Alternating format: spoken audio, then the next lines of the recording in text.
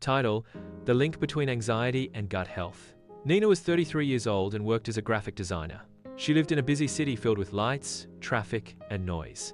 From the outside, her life looked perfect. She had a good-paying job, nice clothes, and supportive friends. Her apartment was small but cozy, and she could afford little luxuries like takeout and weekend movies. But something still felt off. Almost every morning she woke up feeling strange. Her chest would feel tight, like someone was sitting on it. Her heart would beat fast, like she had just run a race, even though she had just gotten out of bed. Sometimes, her hands would sweat, and she'd feel like crying, even though nothing bad had happened. She also had stomach problems. On some days, she would feel bloated, like her belly was full of air. On other days, she had sharp cramps that made her sit still for a few minutes.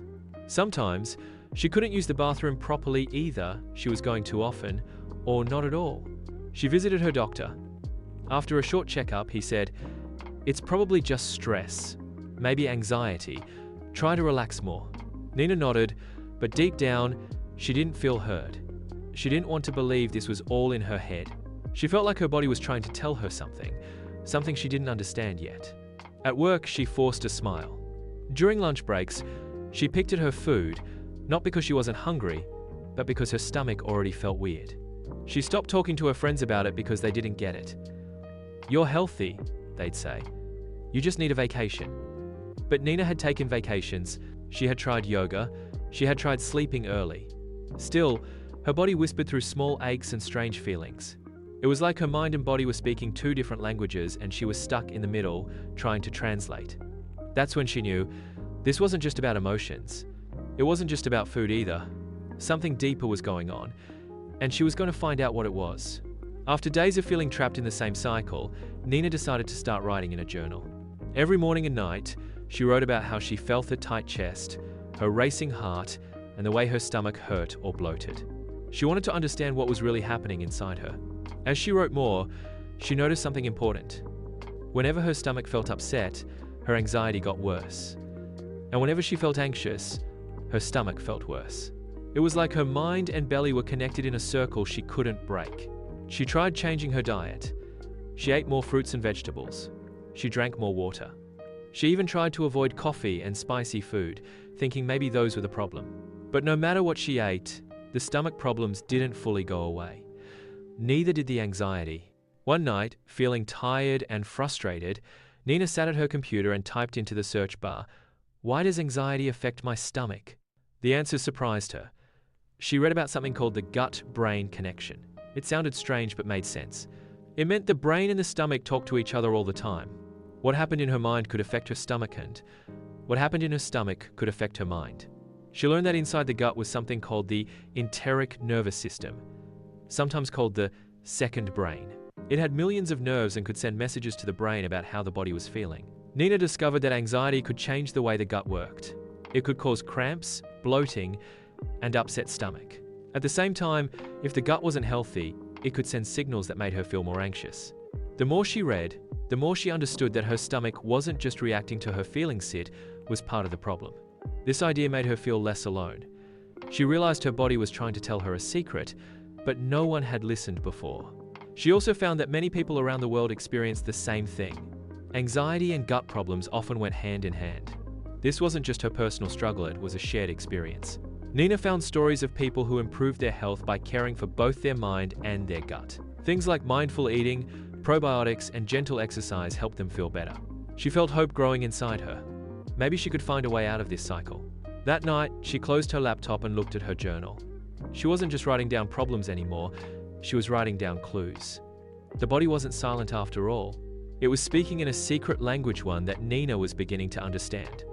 A few days later, Nina went to a wellness event at a nearby community center. She hoped to learn more about her stomach and anxiety.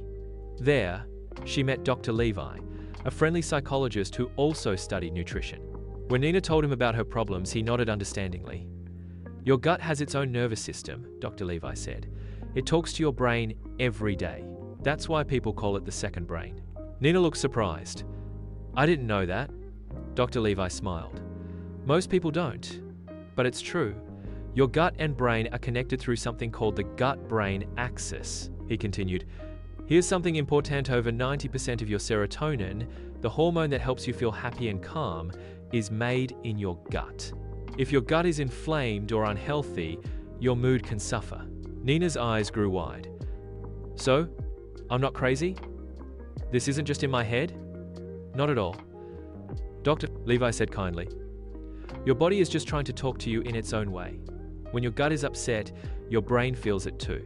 He gave her a small booklet on gut health and anxiety.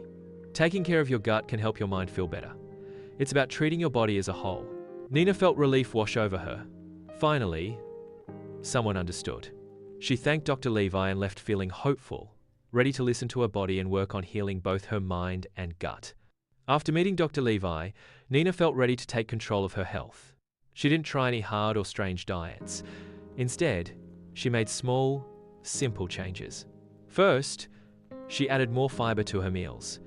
She ate fruits, vegetables, and whole grains. She also started eating fermented foods like yogurt and kimchi. These help good bacteria grow in the gut. Nina drank more water every day to stay hydrated. She cut back on processed snacks, the chips, cookies, and sugary treats she used to eat when stressed. Before each meal, she took deep breaths to calm her mind and body. Nina also began walking for 20 minutes every day. The fresh air helped her feel better. Each morning, she tried to meditate for 5 minutes. Just sitting quietly and focusing on her breath made a big difference. At first, the changes felt small, but after 2 weeks, Nina noticed some good signs. Her stomach bloated less, she slept better at night, and mornings felt calmer, with less worry and tension. Nina realized that by listening to her body and making gentle changes, she was starting to break the cycle of anxiety and stomach problems. She felt proud. It wasn't about fixing everything at once, it was about taking small steps toward feeling better. Nina knew this was just the beginning of her journey, but for the first time in a long time, she felt hope and control. The biggest change wasn't just in Nina's stomach, it was in her mind. Before, she often felt helpless, like she was trapped in her own body with no way out. But now, something had shifted. She started to feel connected to her body again. Instead of ignoring the uncomfortable feelings, she was listening. Nina kept writing in her journal every day. One morning, she wrote, "Maybe healing doesn't start in my brain. Maybe it starts with listening to what my stomach has been trying to tell me all along." She realized her body was not working against her, it was trying to help her by sending signals she had been ignoring. Nina also stopped feeling ashamed. She had spent so long thinking her anxiety and stomach problems were her fault, or that she was weak. But she now understood she wasn't alone. Many people around the world were silently fighting the same invisible battle: anxiety, stress, and gut problems that don't always show on the outside. Knowing this made Nina feel less isolated. It gave her courage to talk more openly with friends and family about what she was going through. She even joined an online group where people shared stories about their struggles with anxiety and gut health. Nina realized healing was not a straight line. Some days were hard, some days were better, but every small step mattered. She felt stronger and more hopeful because she was learning to listen to her whole body, not just her mind. This emotional change was the true turning point in her journey. Nina now believed that when we take care of our gut, we take care of our mind too. And that connection was the key to healing. Nina decided to share her story online. She made a short video and spoke from her heart. "I'm not a doctor," she said. "I'm just a woman who got tired of feeling like I was broken." She explained simply, "Your gut and brain are connected. When your stomach hurts, your mind can feel bad too. You deserve to feel good both inside and out." Nina smiled softly. "Small steps matter. Healing is possible. And no, you're not imagining it." She posted the video on social media and didn't expect much. But something amazing happened. The video went viral. People from all over the world watched it and sent her messages. One person wrote, "This is my story too. I thought I was alone." Another said, "Thank you for saying what I couldn't explain." Many others shared how they had the same mix of anxiety and stomach problems but never knew why. Nina felt proud and happy. Her story was helping others feel less scared and more understood. She realized that by speaking up, she was joining a bigger conversation about health that includes both mind and body. People began talking more openly about their feelings and their gut health, breaking old taboos. Nina knew the journey wasn't over, but now she had a new purpose: to spread hope and knowledge. She ended her video with a message for everyone watching. Listen to your body. Be kind to yourself. Healing starts with understanding. Her words made a difference, reminding everyone that health is more than just one thing, it's a whole connection. Nina looked calmly into the camera. Her voice was soft but sure. "Anxiety isn't just in your head," she said. "Sometimes it starts in your belly." She smiled gently and continued, "What you eat, how you move, and how you feel, these things are all connected. Your body is smart," Nina said. "It tries to tell you what it needs. So, listen carefully. Your body knows more than you think." Nina paused and added, "Healing doesn't come from blaming yourself, it comes from understanding yourself." She looked hopeful and said, "Remember, your mind and your gut are friends. When one feels bad, the other does too. Take care of both." Moral lesson. The truth is, health isn't just about your mind or your body alone. It's the connection between them that matters most. Don't ignore the signals from your gut or your feelings.